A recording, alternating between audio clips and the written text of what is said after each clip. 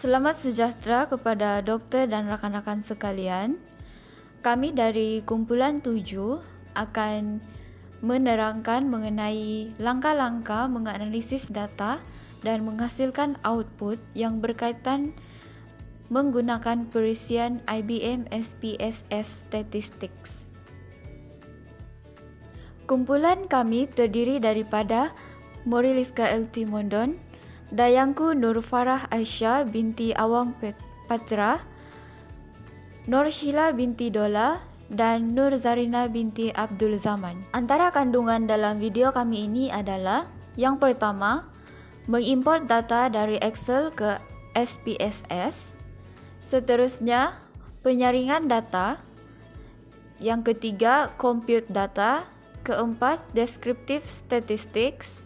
Kelima, t-test. Dan yang terakhir sekali adalah regresi pelbagai. Saya Nur Zarina binti Abdul Zaman akan menerangkan mengenai langkah memasukkan data mentah dari Excel ke dalam SPSS. Pertama sekali, kita akan buka SPSS, jadi kelihatan paparan seperti berikut.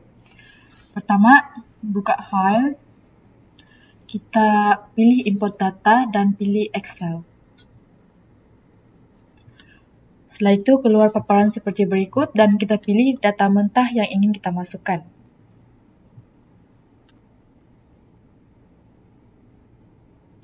Tunggu sekejap dan keluar paparan seperti berikut. Jadi kita pilih tekan OK. Baiklah, berikut merupakan data mentah yang telah masuk ke dalam SPSS. Dalam perkara ini kita akan melihat 4 bahagian iaitu type, label, values dan juga measure. Seterusnya bahagian ini akan diterangkan pada bahagian seterusnya. Baiklah, yang pertama sekali kita akan lihat kepada type. Untuk program pengajian dan nama universiti sahaja yang akan menggunakan string. Manakala jantina dan yang selebihnya akan menggunakan numeric. Seterusnya kita akan pergi kepada measure. Untuk measure, ordinal hanya untuk tahun pengajian. Manakala untuk jantina, fakulti, program pengajian, nama universiti adalah menggunakan nominal. Yang selebihnya iaitu umur dan SWLS hingga ke D21 akan menggunakan measure scale. Seterusnya, untuk label, nama ni dari jantina hingga ke bawah iaitu hingga ke D21, kita copy dan kita paste ke label. Jadi, nama dan label ni adalah sama sahaja. Bagi values, kita perlu memasukkan data ini satu persatu. Untuk jantina, value kita akan tekan 1 dan kita masukkan labelnya adalah untuk lelaki. Value 2 adalah untuk label perempuan. Setelah itu kita akan tekan OK. Untuk umur, value dia kita perlu masukkan nombor 1. 1 ni label dia adalah untuk umur 21 hingga 22 tahun. Bagi value 2, label dia adalah untuk umur 23 hingga 24 tahun. Setelah itu tekan OK. Untuk fakulti, value yang pertama kita akan masukkan label dia adalah FPP. Value kedua adalah label FSSK. Value ketiga adalah label FPEP. Value keempat adalah label FSSA. Value kelima adalah label FPT. Value keenam adalah label FIS. Dan yang terakhir adalah value 7 iaitu label aktif. Setelah itu tekan OK. Untuk program pengajian dan nama universiti, values dia adalah none kerana dianya menggunakan type string. OK. Seterusnya untuk tahun pengajian, value pertama adalah tahun pertama, kita masukkan. Value kedua adalah untuk tahun kedua, value ketiga adalah tahun ketiga, dan yang terakhir adalah untuk tahun keempat. Setelah itu kita tekan OK. Untuk SWLS 1 hingga SWLS 5, values dia adalah sama, di mana yang pertama kita akan menggunakan value 1 adalah untuk label sangat tidak setuju, value 2 adalah tidak setuju, value 3 sedikit tidak setuju, value 4 neutral, value 5 sedikit setuju, value 6 setuju, value 7 sangat setuju. Tekan OK. Seterusnya untuk CLLS, values dia yang pertama untuk kosong, level dia adalah kosong. Value 1 adalah untuk level 1, value 2 adalah level 2, value 3 adalah level 3, value 4 adalah level 4, value 5 adalah level 5. Kita akan buat sehinggalah ke value yang ke-10. Setelah itu kita akan tekan OK. Seterusnya untuk S1 sehingga D21, values dia akan menggunakan values yang sama, iaitu kosong. Value kosong adalah untuk label tidak langsung. Value 1 adalah sedikit atau jarang-jarang. Value 2 adalah banyak atau kerap kali. Dan yang terakhir adalah value 3, iaitu label sangat banyak atau sangat kerap. Setelah itu kita akan tekan OK. Setelah type, label, values dan measure kita masukkan, jadi itu sahaja langkah untuk memasukkan data mentah dari Excel ke dalam SPSS.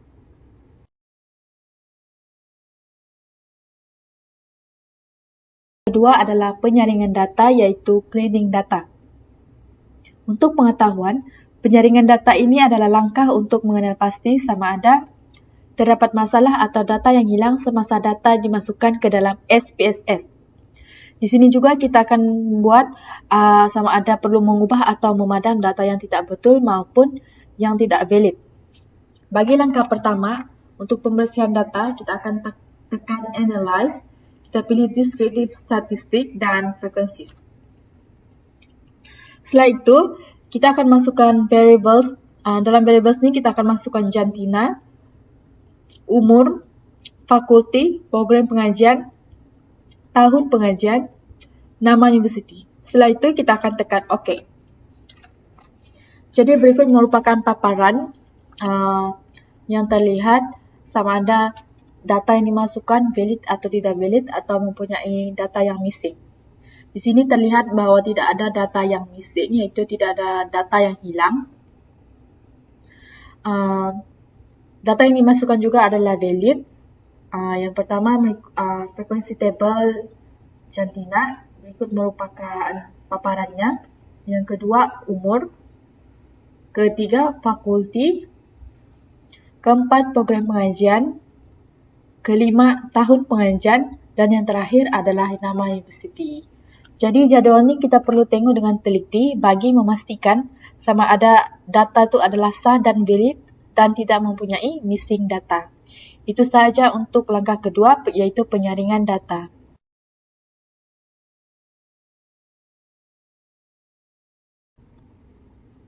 Baiklah, berikut merupakan langkah ketiga, iaitu compute data. Di sini saya akan menerangkan cara untuk mengcompute data dalam SPSS, di mana saya akan bagikan kepada dua bahagian, iaitu yang pertama Satisfaction with Life Scale, iaitu SWLS, dan yang kedua adalah Depression Anxiety Stress Scale, iaitu DASS. Pertama sekali kita akan pergi kepada Data View, tekan Transform, tekan Compute Variable. Paparan itu akan terlihat seperti berikut. Jadi dalam target variable ni yang pertama kita akan masukkan jumlah SWLS. Jadi SWLS yang 1 hingga SWLS 5 ni kita akan masukkan dalam numeric expression seperti berikut. Tekan SWLS 1, tekan anak panah, tekan tambah. Kita akan buat sampai SWLS ke-5. Tekan anak panah, tekan tambah. SWLS 3, tekan anak panah, tekan tambah. SWLS 4, tekan anak panah, tekan tambah. Dan yang terakhir, SWLS 5, tekan anak panah. Setelah selesai di numeric expression, kita akan tekan OK. Jadi, bila kita lihat di data view, kita akan nampak di sini adalah jumlah SWLS. Setelah data SWLS di-compute, kita akan pergi kepada data seterusnya, di mana kita tekan semula transform, pilih compute variables, target variable seterusnya yang kita akan masukkan adalah jumlah kemurungan. Numeric expression yang akan dimasukkan yang pertama adalah D3, di mana kita perlu mencari D3 di sini, tekan anak panah, tambah D5, tekan anak panah, tambah D10, tekan anak panah, tambah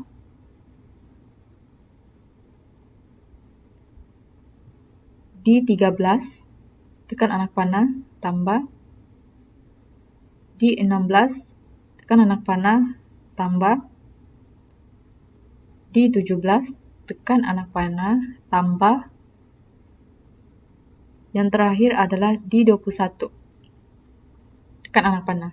Setelah selesai, kita akan tekan OK.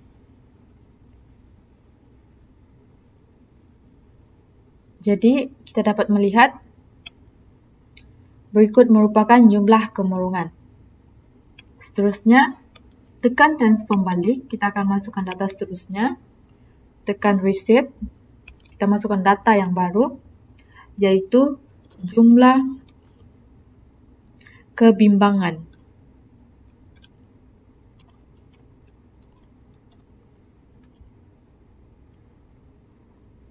Di numeric expression ni kita akan masukkan data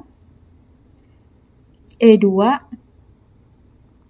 tambah E4 anak panah tambah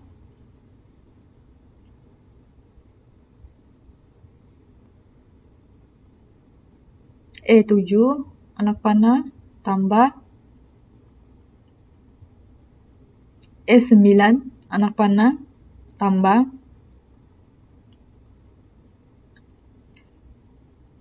E15 anak panah tambah E19 anak panah tambah yang terakhir adalah E20 anak panah. Setelah itu tekan OK. Jadi kita akan dapat melihat di sini adalah jumlah kebimbangan. Seterusnya, data yang terakhir, tekan balik transform, compute variables, tekan reset, kita masukkan jumlah stress.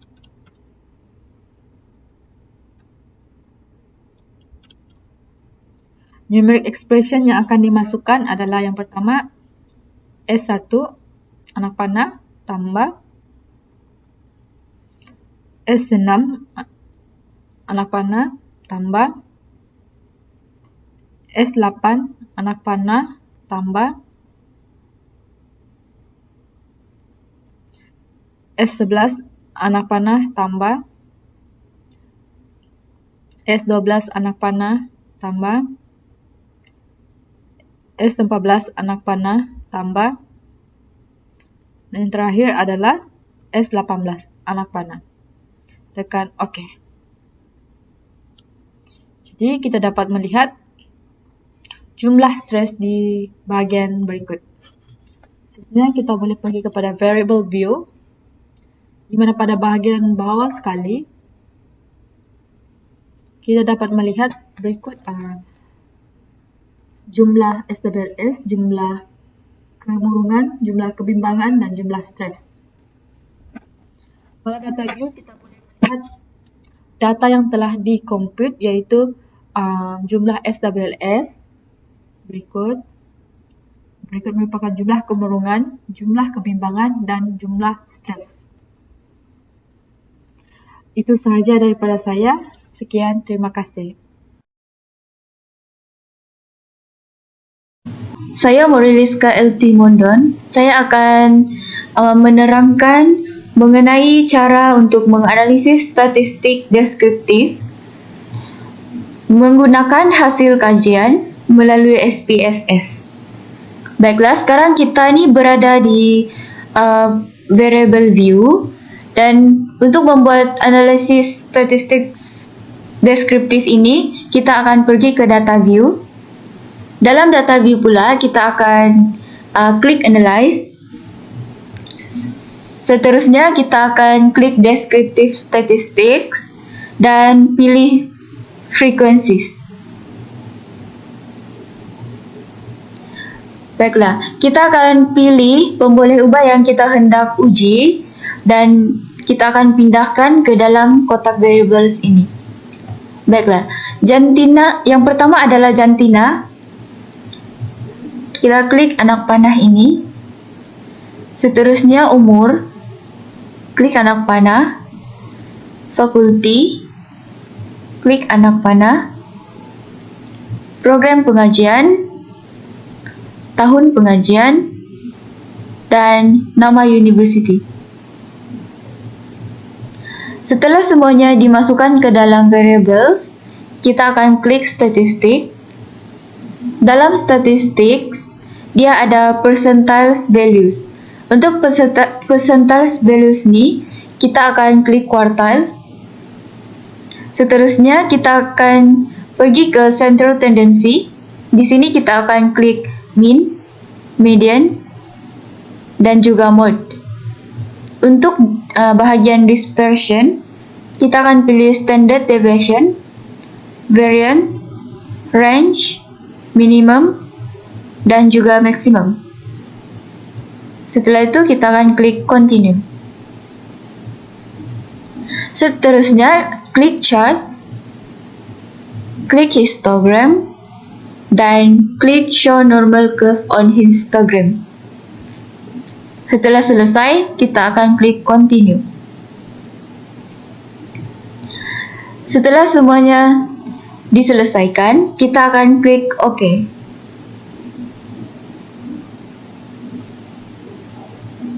Dan ini merupakan output yang memaparkan beberapa jadual kekerapan bagi beberapa data seperti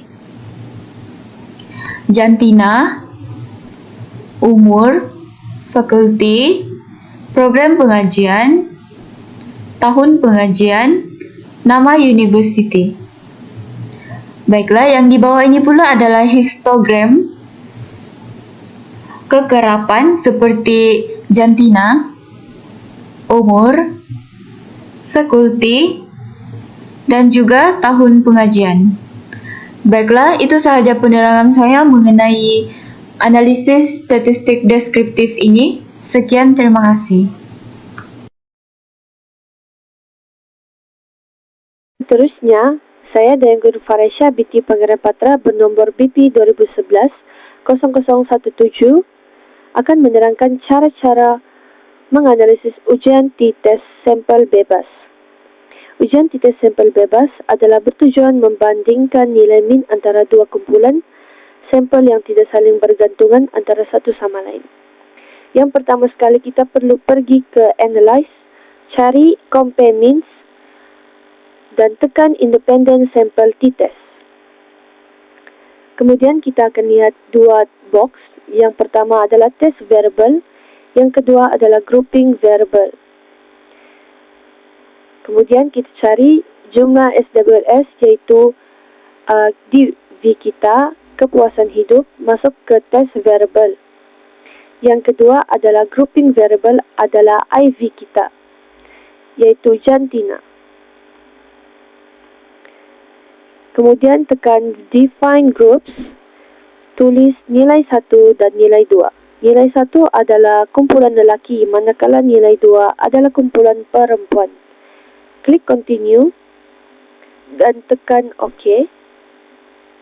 Hasil output daripada kepuasan hidup antara pelajar lelaki dan perempuan. Pada jadual pertama, kita lihat pada kumpulan lelaki mendapat min 24.80. Manakala kumpulan perempuan mendapat min 21.20. Standard deviation bagi kumpulan lelaki ataupun sisian piawaian 4.60. Manakala perempuan, kumpulan perempuan mendapat 6.32. Jika dilihat daripada jadual kedua, iaitu Independent Sample T-test, kita lihat pada baris pertama, iaitu Equal Variance Assume. kita lihat pada significant value 0.539 adalah lebih besar daripada 0.05. T1.656, degree of freedom 38, significance two-sided P adalah 0.106.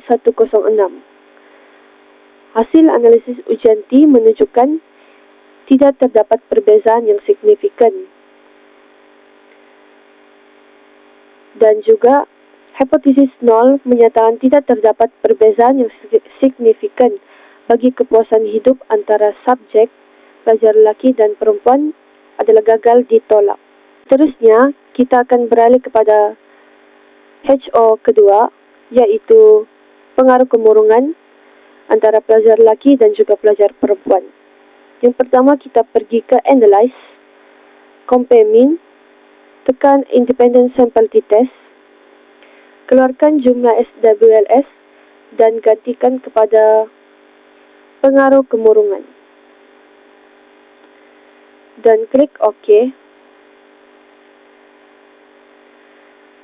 Jadual kedua bagi pengaruh kemurungan antara pelajar lelaki dan perempuan, kumpulan lelaki mendapat min yaitu 4.50, manakala kumpulan perempuan mendapat 5.43. Bagi standard deviation ataupun sisian piawaian, bagi kumpulan lelaki mendapat sebanyak 3.63. Kumpulan perempuan pula mendapat sisian piawaian yaitu 3.83.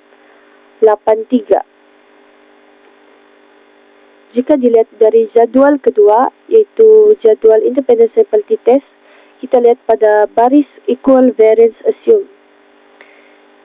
Significant value adalah sebanyak 1.00, yaitu lebih besar daripada 0.05.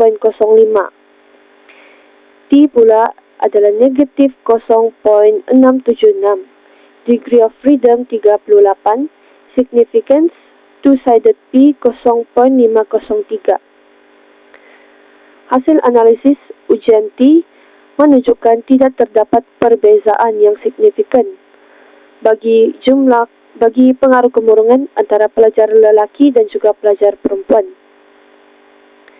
Bagi two-sided P, hipotesis 0 tidak terdapat perbezaan yang signifikan, maka gagal ditolak. Seterusnya, HO ketiga, kita perlu mencari pengaruh kebimbangan antara pelajar lelaki dan juga pelajar perempuan. Kita perlu tekan Analyze, tekan Compare Mean, dan klik Independent Sample T-Test. Keluarkan jumlah kemurungan, ganti kepada jumlah kebimbangan. Klik OK. Pada jadual grup statistik, kumpulan lelaki mendapat min sebanyak 5.30, manakala kumpulan perempuan mendapat min 6.46.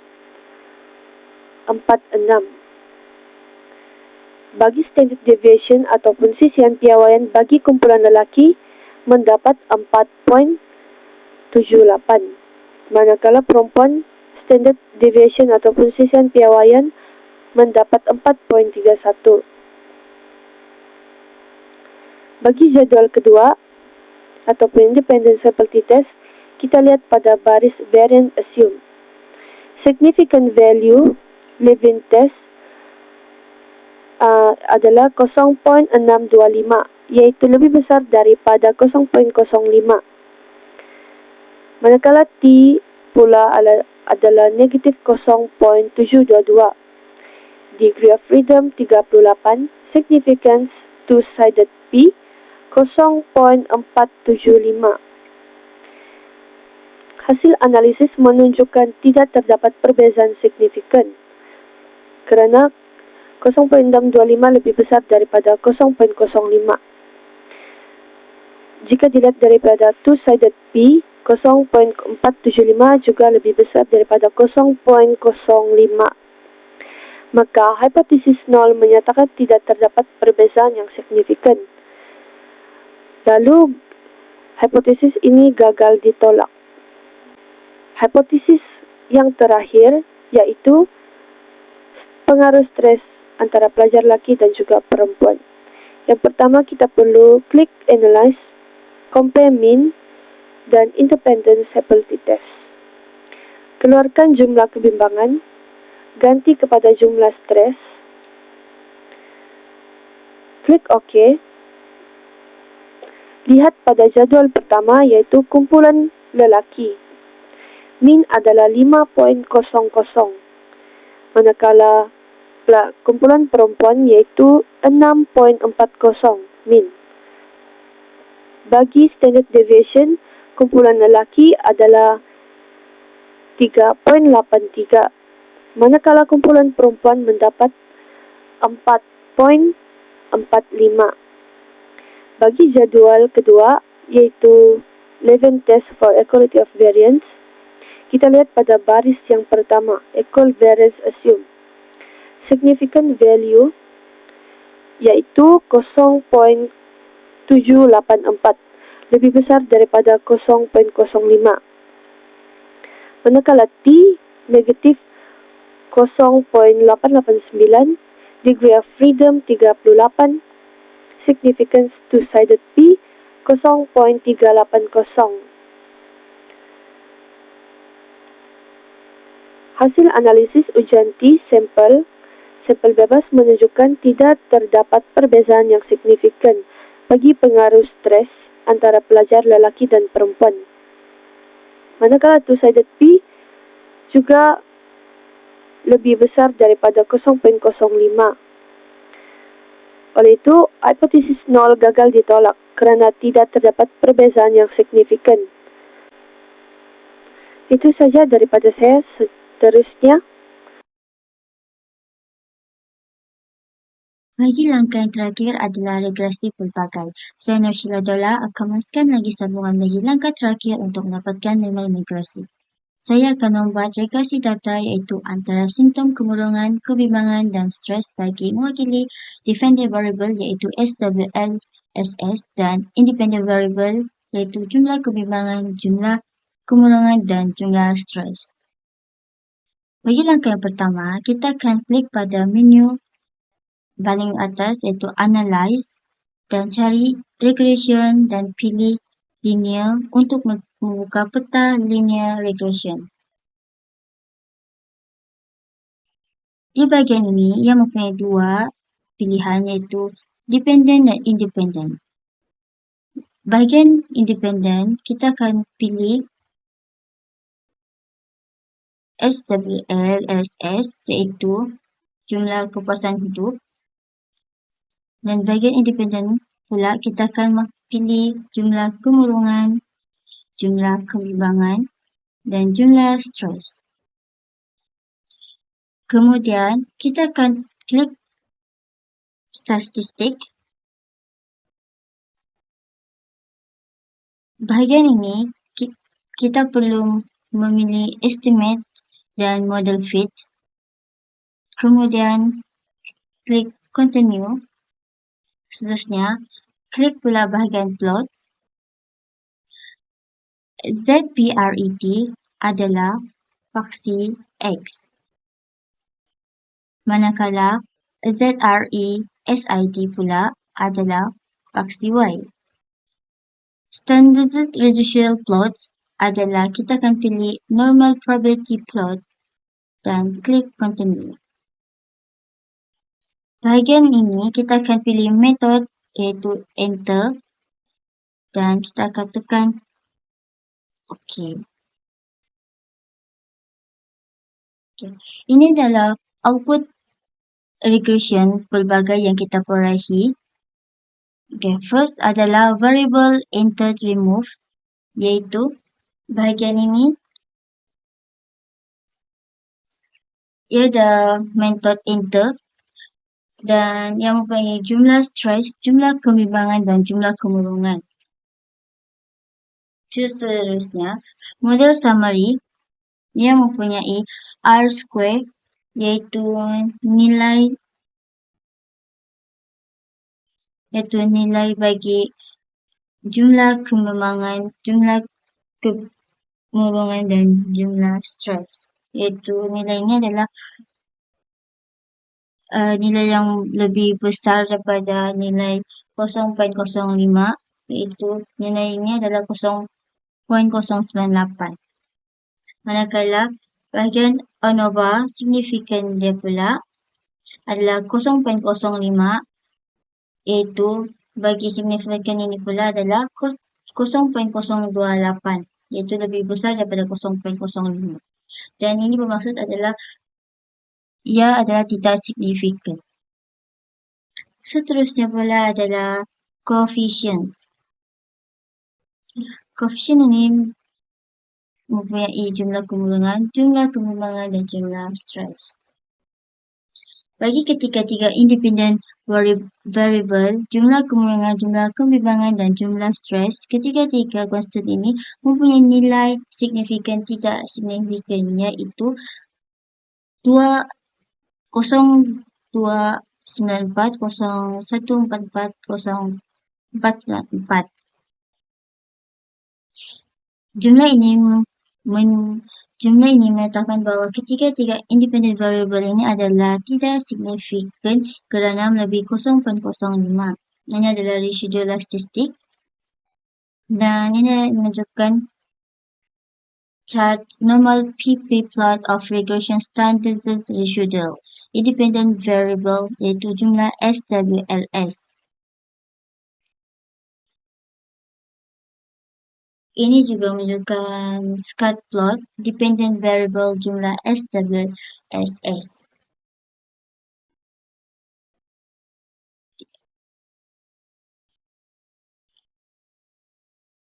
Scatter plot ini menunjukkan bahawa ia adalah taburan yang berselera dan menunjukkan ia adalah tidak signifikan. Sekian itu saja dari saya.